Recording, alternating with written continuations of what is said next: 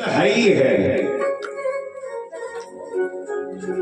किसी संत ने परीक्षित जी प्रभु श्री राम जी के नाम की महिमा का एक बड़ा सुंदर छंद लिखा है और इस छंद में सारे तीर्थों के नाम हैं। बड़े ध्यान से सुनना इस छंद को आप। एक बार अयोध्या जाओ, दुई दुई बार द्वारिका जाओ, तीन बार जाए के त्रिवेणी में नहाओगे। इतने पर भी मन न भरे तो और आगे बढ़ जाओ।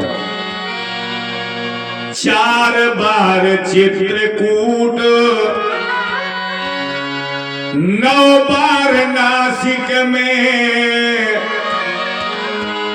बार बार जाए बद्रीनाथ घूम आओगे। और आगे बढ़ जाओ। कोटि बार काशी केदारनाथ रामेश्वर, गया जगन्नाथ आदि चाहे जहां जाओगे। लेकिन फल जितने फल होते तीर्थ के जाए दे, उतने फल होते राम नाम गाए दे। सारे तीर्थों के दर्शन करके आप अपने घर में आ जाएंगे और जहां भगवान की कथा हो रही हो, परमात्मा के गुणानुवाद गाए जा रहे हो, अगर वाणी से एक बार भी राम का नाम निकल गया तो यही बैठे बैठे सारे तीर्थों के पुण्य फल हमें आपको प्राप्त हो गए। विश्वामित्र जी की यज्ञ रक्षा के बाद जब बड़े भैया श्री राम और छोटे भैया लक्ष्मण राजा जनक जैसे ब्रह्मज्ञानी योगी की नगरी की तरफ चले तो मानस में तुलसी बाबा ने थोड़ा मार्ग निरूपण किया है। रामायण के जानकार लोग बैठे हो, ध्यान से सुनना। आश्रम एक दीख मगमाही, जय हो राजा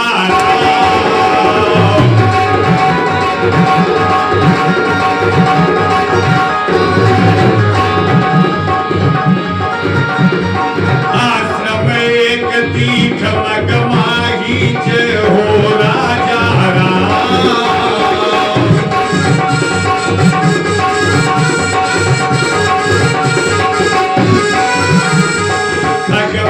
जीव जंतु कहानी, जय श्री सीताराम।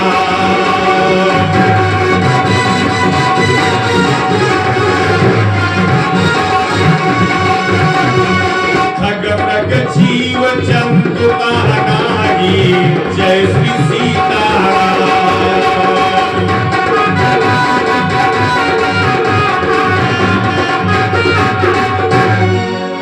एक ऐसा आश्रम बगीचा भगवान ने देखा जिसमें माता जी कोई जीव नहीं है। चारों तरफ भगवान श्री राम ने निगाह दौड़ाई तो एक पत्थर की शिला स्त्री के रूप में पड़ी। राम जी ने कहा गुरुदेव इसका मतलब? तो विश्वामित्र जी ने कहा बेटे पत्थर की शिला नहीं है, गौतम नारी श्राप बस उपल देह धरि धीर। ये गौतम की धर्मपत्नी अहिल्या है। एक संत के साथ में विवाह हुआ। गृहस्थी जीवन में रहते रहते माताजी अनजान में इससे एक अपराध हो गया तो इसके पति ने इसे जड़ होने का श्राप दे दिया। इतनी महान पूजनीय माताएं पंडाल में बैठी है। रामायण में केवल 1.5 पेज का प्रसंग है अहिल्या का, लेकिन अगर नारी को नारी धर्म का सबसे बड़ा किसी ने उपदेश दिया है तो 2 महान माताओं ने, एक गौतम की पत्नी अहिल्या और एक अत्रि की धर्म पत्नी अनसुईया। अहिल्या कहती है, संसार की माताओं, जब मैंने एक संत के साथ में विवाह किया, गृहस्थी जीवन में रहते रहते अनजान में हमसे अपराध हो गया तो आपसे अपराध हो जाए कोई बड़ी बात नहीं है, लेकिन अपराध होने के बाद प्रायश्चित भी अहिल्या जैसा होना चाहिए। चाहे हमारे पति हमें छोड़ के चले जाएं, चाहे बगिया का एक एक जीव हमें छोड़ के चला जाए, जब तक मैं अपने पापों का प्रायश्चित नहीं कर लूंगी, मैं बगिया छोड़ के जाने वाली नहीं हूं। राम जी ने कहा, गुरुदेव आज्ञा करो। विश्वामित्र जी ने कहा, बेटे एक प्रार्थना है, चरण कमल रज चाहती हूँ, कृपा करहु रघुवीर। अपने चरणों की चरण रज अहिल्या के मस्तक में लगाओ, इसका उद्धार करो। तो राम जी के दोनों नेत्रों से आंसू बहने लगे। गुरुदेव ये क्या कह रहे हैं आप? अहिल्या जाति की ब्राह्मणी है, मैं जाति का क्षत्रिय हूं, और आप कह रहे हैं क्षत्रिय होते हुए किसी ब्राह्मण की स्त्री के मस्तक में पैर लगाए, तो राम की सत्ता महत्ता कहां रही? विश्वामित्र जी ने कहा, राम लला कितने तरीके से भक्तों का उद्धार करते हो? राम जी ने कहा, 2 तरीके से। पहला उद्धार करते हैं नेत्रों के द्वारा, ज्ञान विराग नयन उरगारी, और दूसरा उद्धार करते हैं हाथों के द्वारा, कर परसा सुग्रीव शरीरा।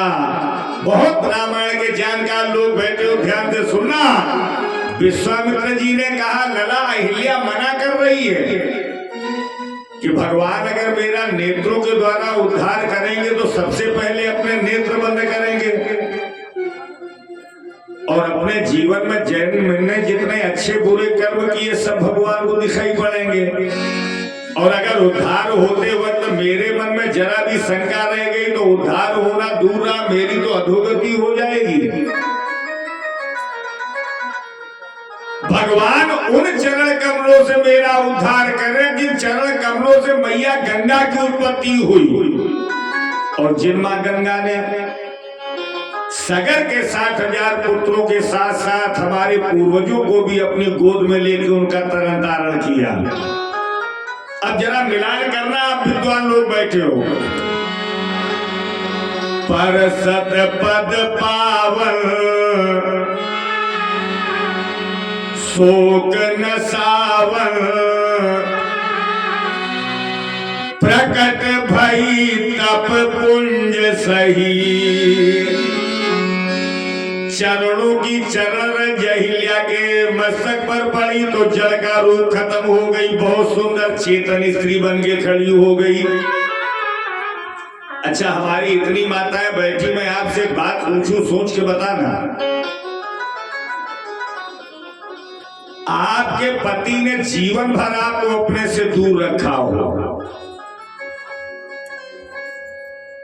अनेकों कष्ट सहे हो आपने, और बुढ़ापे में भगवान श्री राम जैसा बनके आपको आपके पति का कोई साथ दे दे, तो अम्मा दिल में हाथ रख करके सच बताना, आपके मन में जो पति के प्रति भाव होगा वो कैसा होगा? बताओ। आप कहेंगे भाव जिंदगी भर तो मरी पर इन्हें दूर रखो, अब बुढ़ापे में रोटी को हिला नहीं लगो तब ये मरण चले आए।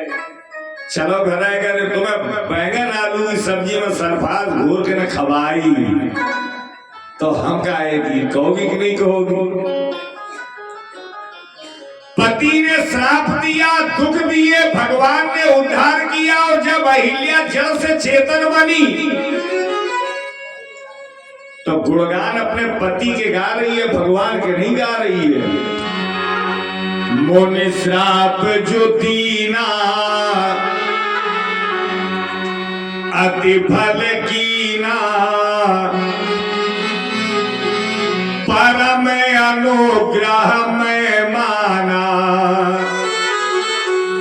बहुत अच्छा किया मेरे पति ने हमें जड़ होने का श्राप न दिया होता तो मैं यहाँ पड़ी नहीं होती।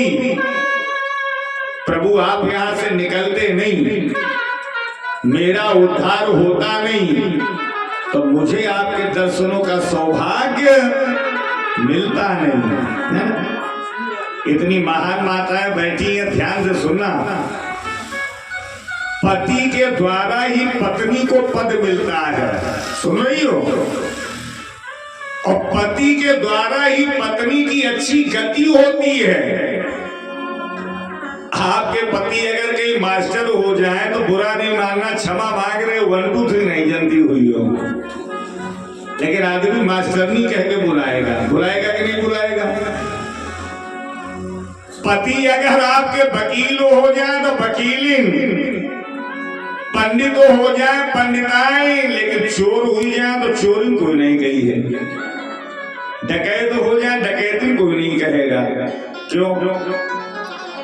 मंडप के नीचे पति के साथ गांठ जोड़ के जो 7 भावरें पड़ी है उसमें शुभ कर्मों की आप अर्धांगिनी है, गलत कामों की अर्धांगिनी नहीं है।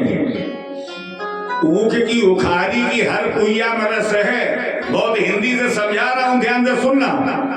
लेकिन गांठ में कभी रस नहीं होता परीक्षित जी, पर एक गांठ ऐसी है जिसमें जिंदगी भर रस ही रस बनता है। जहां गांठ तहां रस नहीं, ये जानत सब कोई, मरे तर की गांठ में गांठ गांठ रस होए। कहीं का लड़का कहीं की लड़की सनातन धर्म की पद्धति से, वैदिक रीति रिवाज से लड़का और लड़की दोनों की गांठ जोड़ी गई तो शरीर 2 हैं, स्वरूप 2 हैं, लेकिन उस गांठ में इतनी बड़ी दम है कि दोनों का मन एक हो जाता है। रामायण में बड़भागी तो बहुत लोग हुए, बड़भागी गद हनुमाना, परम बड़भागी गीतराज जटायु हुआ, हरिपुर गए परम बड़भागी। लेकिन जब तुलसी बाबा से पूछा गया अहिल्या मां कौन सी बड़भागिनी है, तो तुलसी बाबा को लिखना पड़ा अतिशय बड़भागी। अतिशय बड़भागी का मतलब जिस अहिल्या को भगवान के दरवाजे नहीं जाना पड़ा, बल्कि जगत पिता चल करके अहिल्या का उद्धार करने कुटिया में गए, वो अतिशय बड़भागी हुआ कि नहीं हुआ? पंचकन्याओं में भगवान ने अहिल्या को नाम दिया। ये है तो 5 माताएं, इनका जीवन चरित्र पढ़ेंगे तो बड़ा भद्दा है, लेकिन भगवान ने इन्हें कन्याओं की श्रेणी में रखा है। कौन कौन है ये पंचकन्याएं? अहिल्या, द्रौपदी, तारा, कुंती, मंदोदरी तथा पंचकन्या स्मरे नित्यम सर्वपातक नाशनम। आज पंचकन्याओं में नाम दे करके भगवान ने गौतम ऋषि के साथ अहिल्या को विदा किया। एक भजन गाइए ताली बजा के 2 लाइनों का मेरे साथ, मस्ती में गाना। आओ बसाए मन मंदिर में, आओ बसाए मन मंदिर में, झांकी सीताराम की। जिसके मन में राम नहीं वो काया है किस काम की। मन में राम नहीं वो काया है किस काम की। जिसके मन में राम नहीं वो काया है किस काम की। जिसके मन में राम नहीं वो काया है किस काम की।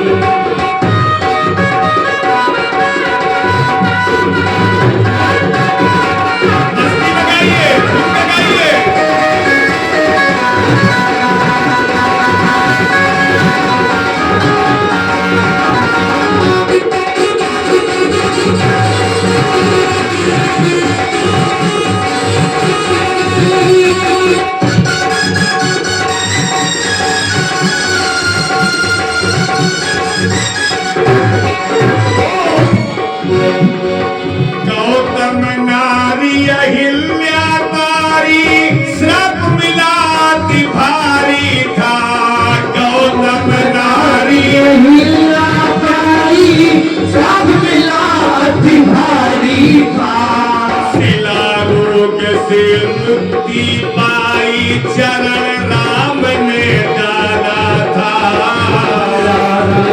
से मुक्ति पाई चरण राम ने डाला था।